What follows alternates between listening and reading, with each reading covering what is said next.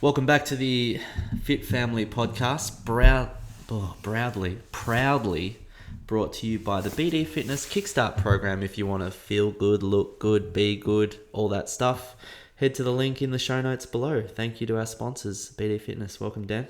Thank you. Today, we teased it last week. We're just going to touch on hydration relatively briefly and just give you the do's and the don'ts. And I mean, we've just had a genuine 45-minute discussion on coffee.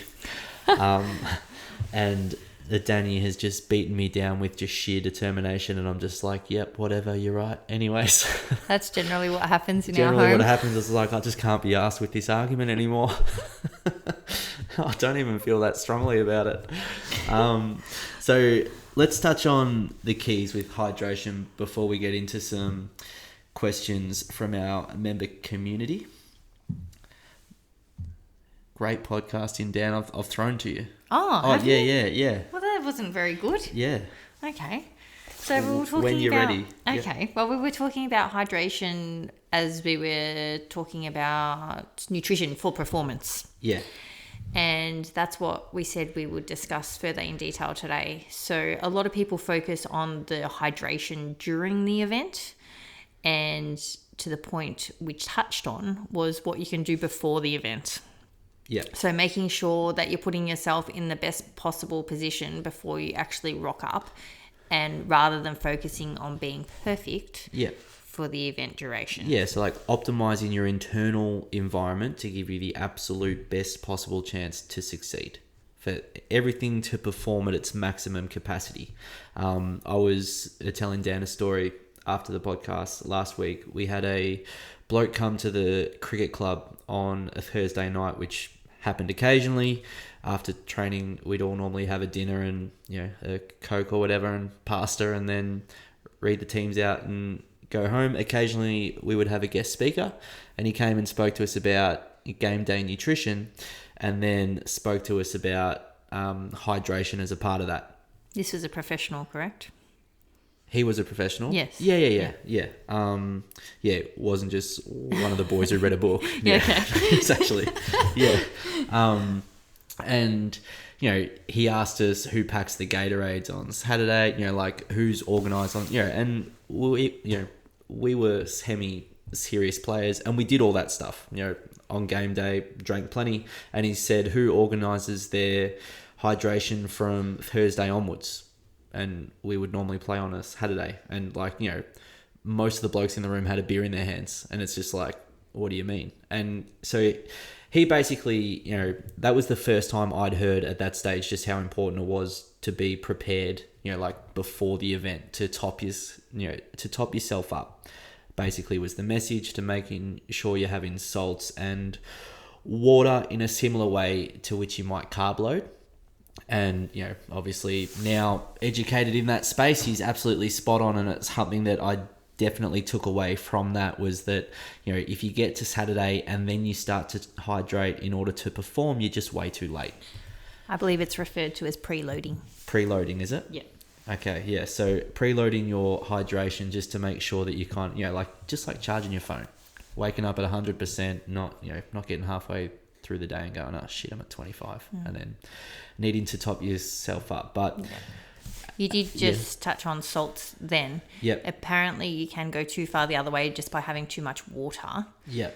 But not salt. So like when we're talking about that pre-hydration, you do want to include the salts in it. So the electrolyte side is the really important, because that's what you're going to lose during the activity. Yeah, that's right. You know, and anyone who's kind of sweated for a long time, sweat. Anyone who's sweat for a long time, sweated, gee. Anyone who's sweat for a long time would have that, you know, when you get like a crust on your hat or in your eyelashes or eyebrows, you know, there's those salts exiting your body. This is hilarious, actually. After we finished our run on Saturday, you get them bad I under the arms. get it bad. I'm always white when I finish. Yeah. And when we finished on Saturday, who I run with, Bruno, he like hardly ever sweats. And he must have touched his face or something. He goes, I feel like I've got sand on me. And I'm like, that's the salts. That's the salt. Like, you've been sweating. And he's like, I don't sweat. Yeah. So that'll happen more on your, you know, like hour and a half plus events, like not as much on your, like weekend warrior half-hour workout. So like it becomes more important the more intense and the longer the duration your activity is. Most of us will be absolutely fine not preloading for a Wednesday workout. Like it's just that consistency of intake. Exactly the same with your nutrition. Same to hydration. Exactly. We don't need a carb load for a workout on a Thursday. No. Like you carb load for game day, or you preload your hydration for game day for that event if it's going to be like max effort. Yeah, somewhere near your best. Yeah. We'll often have a Gatorade in the fridge 3 days out from it, or especially you at the moment with your long runs. But if we have an event, then it's basically the only time we have it, isn't it? But apart from that, we just try and keep water up, Salts in food. year round, which is especially difficult over the colder months. You're constantly having to remind yourself. I think 60% of my hydration over the last month has been green tea, just because it's cold and it's not overly appealing. But also, you sweat less, so you may not need as much hydration, though we know it to be important. How much should people be drinking every day, Dan? It varies based on your body composition. So obviously how big you are, how much you weigh. I believe I used to go off 1 litre per 25 kilos of body weight. Is that right? Yeah, that's right. So a litre per 25 kilos of lean body mass. So same as with your, protein requirements and caloric requirements. We don't necessarily need to be accounting for, excess weight. Because otherwise you'll be drinking, 4 litres a day, and that's hard yakka. So like lean mass, 25 kilos, 1 litre. And then if you do an hour of intense exercise, another litre on top of that is the general recommendation. Lots of you will kind of be tallying that up in your head and just be going, oh my God, that's a lot. And it might be more than you're doing now. And that's totally fine. Wouldn't recommend trying to jump to it straight away. Wouldn't actually recommend, trying to get there at all. You can always improve, but trying to go too hard the other way, you'll just be on the toilet all the time. We need to gradually build it up. We do talk to our nutrition clients about that a lot, quite often, especially people that snack a lot. We do talk about hydration and having a drink before we eat. And a lot of people do find that once they start tracking their intake, it is quite low. And then, like Ben said, we don't go automatically to where they should be. So for example, if they should be drinking 3 litres and they're drinking 1, we don't go from 1 to 3. We look at building that. Yeah. I mean, just a quick little note on why hydration is so important. Like your body is more than 60% water, which is kind of crazy to look at somewhat. What? Look at him using my stats. I just said I was going to... How much is our body? About 2/3? Yeah. I was about to credit you with that. You're using my content. More than 60%. It's important for regulating your body temperature, helping your body make hormones, and also like a layer of fluid around your brain to stop it from slamming into your skull if you vigorously shake your head. But it's just sort of like, because it's so broad and useful for so many reasons in the body, any list you search on Google or look up, like they'll have 10 different things. It'll be like, what are the 10 most important things when it comes to hydration? Every expert, whether you trust them or not, will have 10 different reasons. But it's more the reasons of dehydration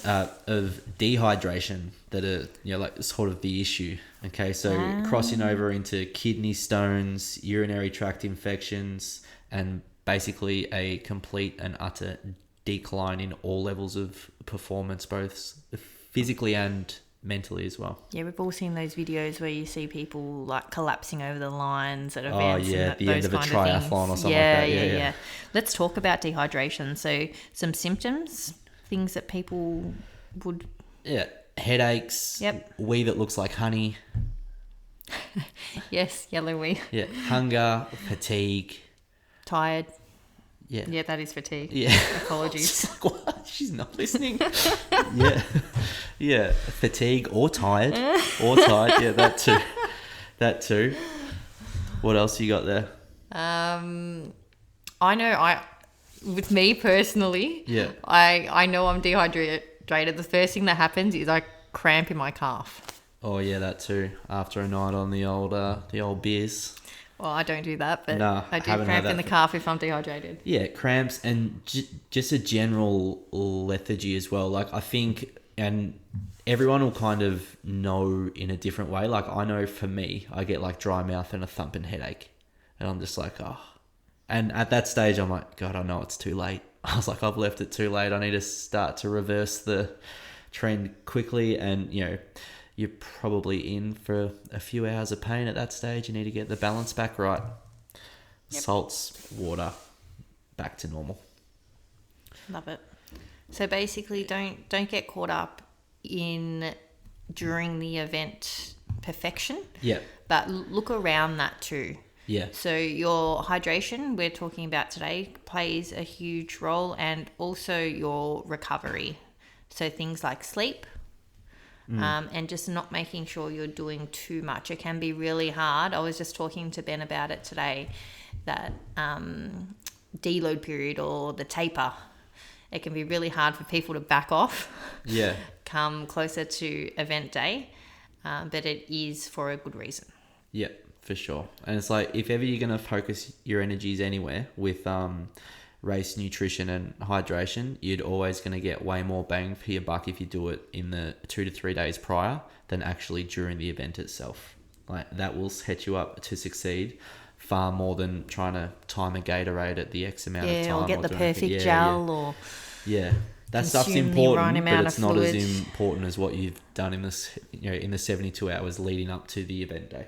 Yeah, and not only the 72 hours before that, all your training. Oh yeah.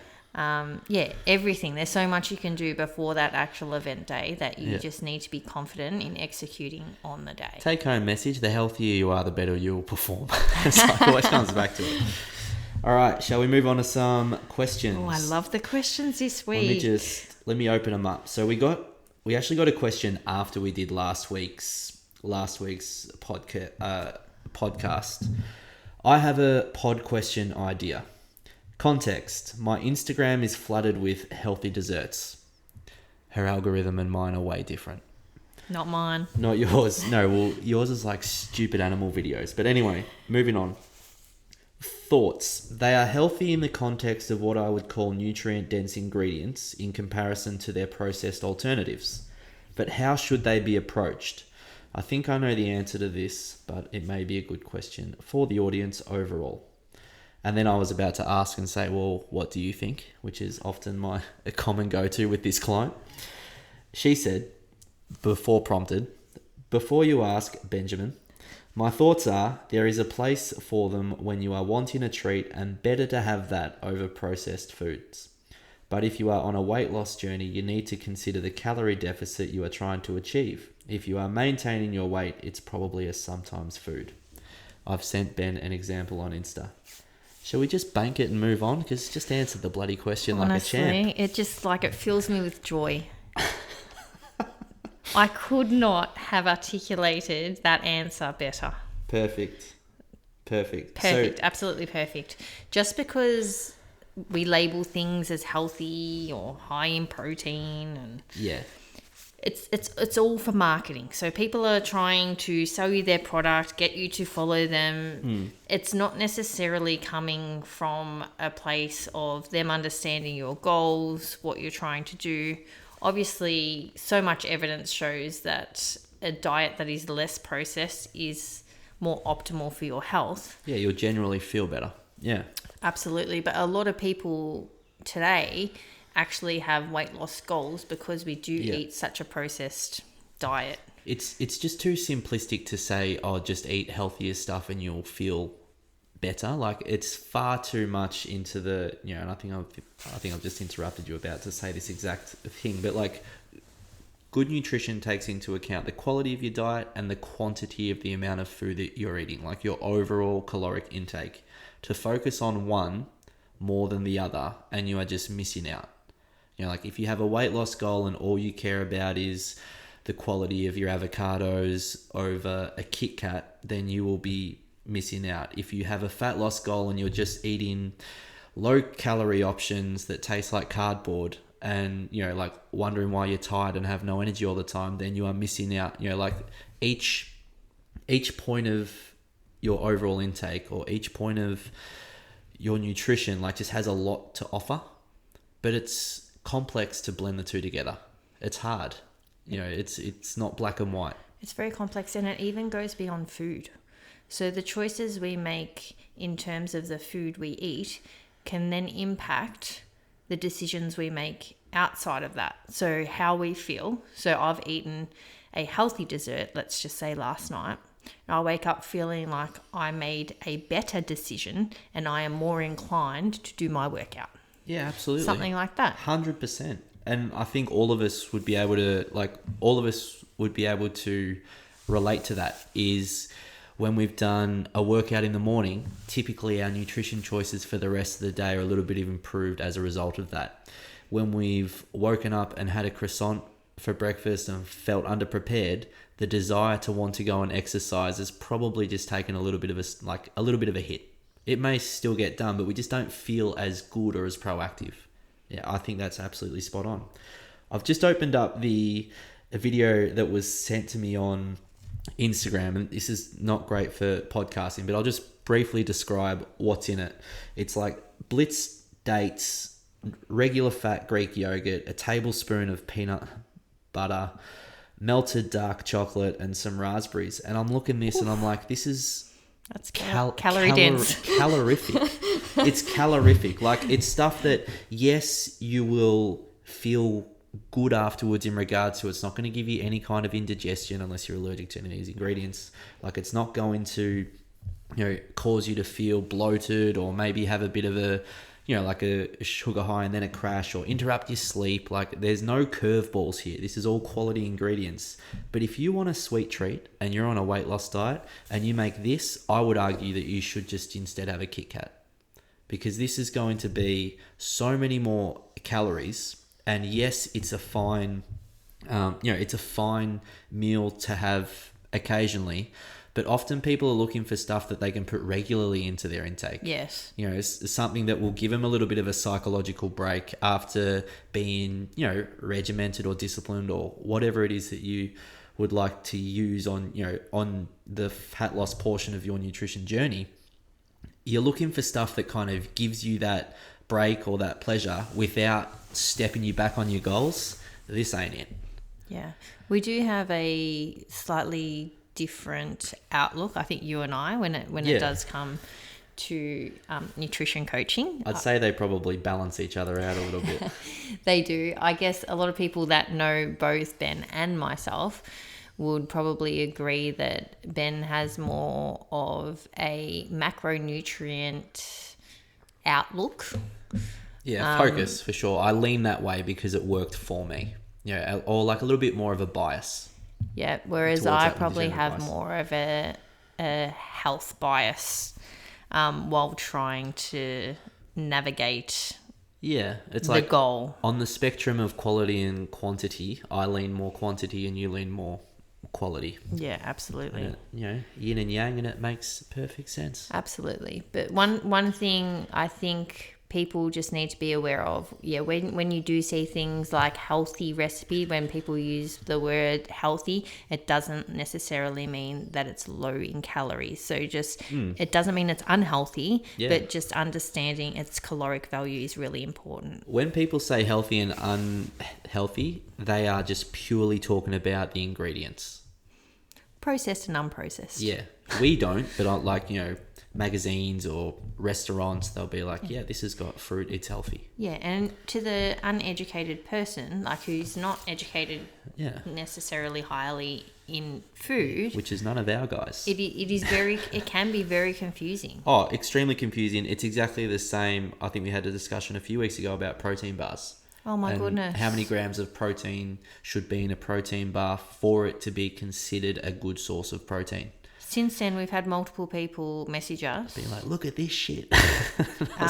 Is this a good protein bar? Yeah, I had one the other day and I was just like, do not eat that. Like, what a waste. That's just a chocolate bar. But it's one of those things as well. It's like, just like me with hydration all those years ago, it's like once you kind of know, it's hard to not see it everywhere, and you just become so much more informed and can then make a better decision in line with what it is that you're trying to achieve.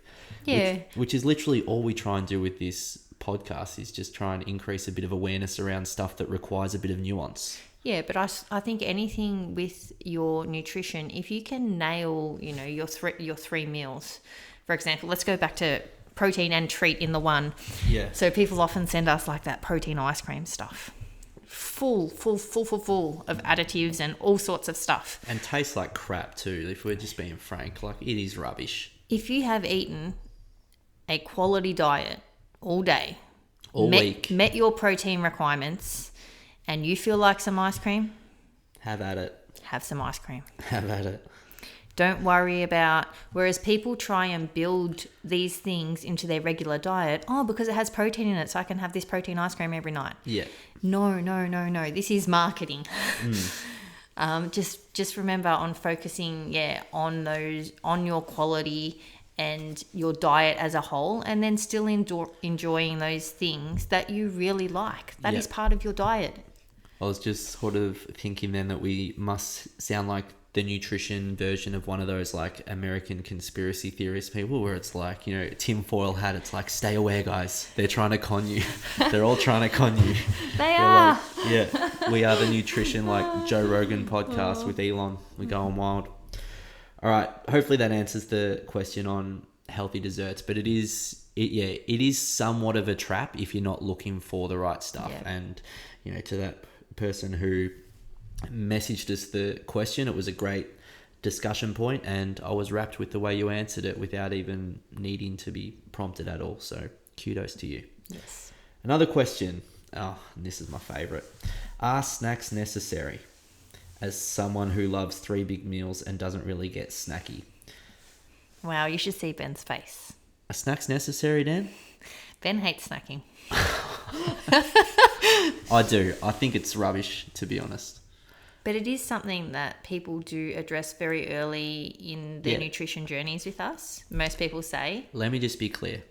I don't think that wanting to snack is rubbish or like a sign of can't control my hunger or weakness at all. The concept of snacking, the way it was kind of brought into mainstream, for adults especially, I think is rubbish. It's just another way to sell food. Yeah. Like, yeah. You need a Stuff off the muesli bar shelf. for the Yeah. 3 p.m. pick-me-up. It's like, who says? Do you know that? We had this conversation the other day about a petrol station. So Oh, when you yeah. go and fill up with petrol, I said, obviously a lot of people buy stuff when they go to the petrol station. Yeah, it 'cause- would never, ever cross my mind Yeah, but you're weird like that. to though. purchase something when I filled up my car with petrol. Can't wait for a little bit of bloody curly-whirly at a petrol station. I always have those chomp bars. You know them? Oh, geez, they're good. Anyway, yeah, so I find snacking to be unnecessary. The only time I would use it is when I'm going for pure performance and I'm looking at a post-workout snack or a pre-workout snack. Performance, or also to if your routine is changing. So for example, if Yeah. we know we've got something Yeah. on, or we're eating out and it's fully catered and we know it's going to be suboptimal, Yep. we would have a high protein snack before we went to that event, Yeah. knowing that we can't You control especially, what tend is to at flex the a bit event. more with that stuff. But yeah, like snacking can be a part of a perfectly healthy diet, no dramas at all. Again, if you're eating enough protein, you're eating the right amount of energy that you need for your goals, for your body, sure, snacking can absolutely be a part of that, and you will notice zero ill effects as a result of that habit. But I was about to say, the amount of calories you consume over the day, most important thing. most important thing. How you break that up can look very different Second most important thing. Yeah.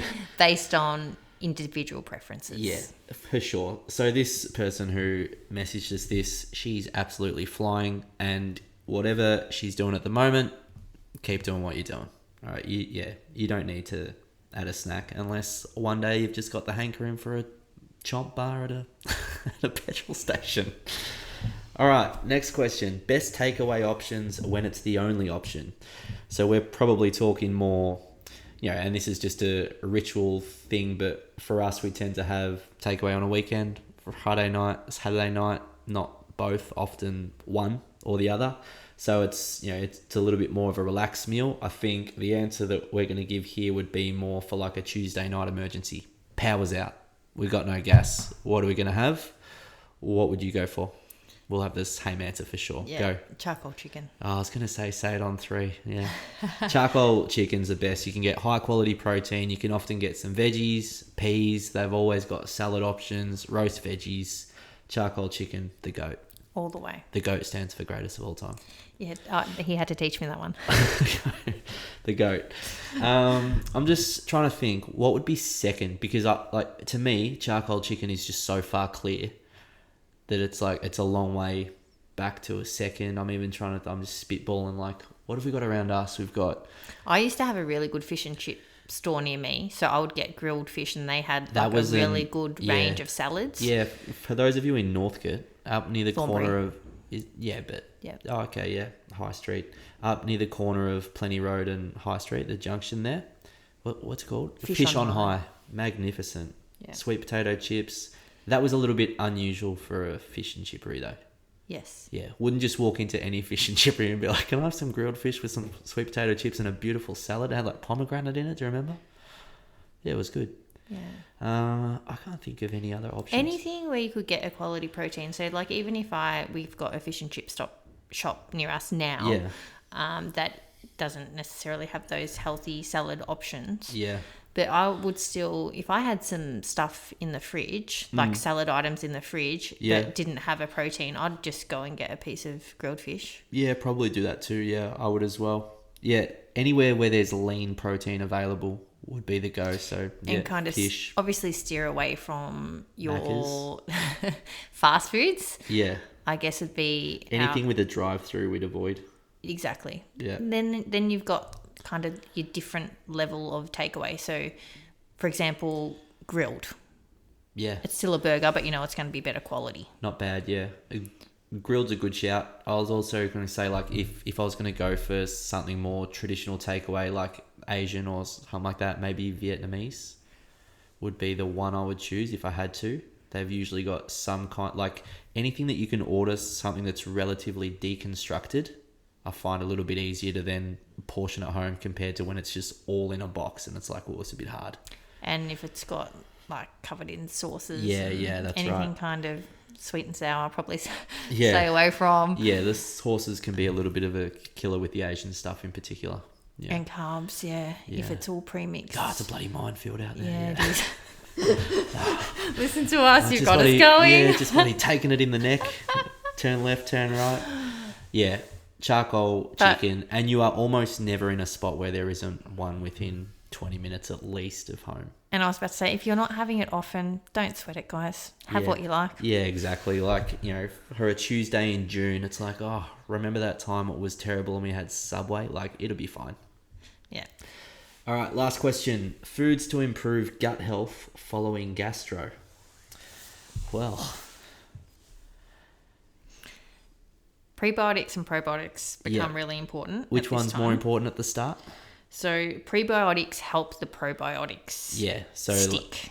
prebiotics are the soil, Yep. probiotics are the seeds. So a mixture of those two. But I mean, I think the reality is, as soon as you can get back to what you're doing normally, then that's going to be better. And you can, like, I wouldn't go too far out of my way to try and include stuff that dramatically, apart from maybe just making 1 or 2 choices a day with my ingredients. Like, I wouldn't throw out our normal routine just because we've had gastro. Do you know what I mean? No, just making sure. So we've got some prebiotic foods. So they're things like apples, bananas, oats, onions and garlic.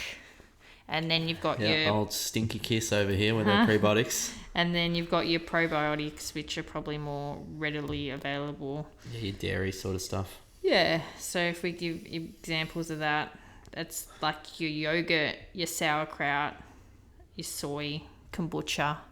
You can buy, like you can actually go to the chemist and get this in tablet form as well. Inner Health Plus today. For those ones. We tend to always go for food. Yeah. But for everything, food first is the option. Maybe we should talk supplements next week. Oh, That'd be a good one. goodness. That'd be a good one. You're opening up a can of worms. I've got a story about that time I tried to buy fat loss pills when I was 17. Stop it. Yeah. You've never told me this. I Offline, please. No, I only remembered the other day. Like, I was flicking through the gram whilst on the loo, as you do. And someone like posted stuff, and I was like, oh yeah, I did that too. Anyway, yeah, story time. All right, next week, guys. Story time with Benji. All right, any more questions, flick them through anytime. You know, we like hearing reviews on the podcast, good, positive, bad, maybe not bad. Just keep it to yourself. Thank you for the feedback, guys, and I do love questions every week. There's always something. Yeah, only if it's positive though. If it's bad, just tell your partner. We don't need to know. All right? I don't need to have my confidence rocked before I get on here and tell my thoughts to the world. All right. Catch you next week. Bye.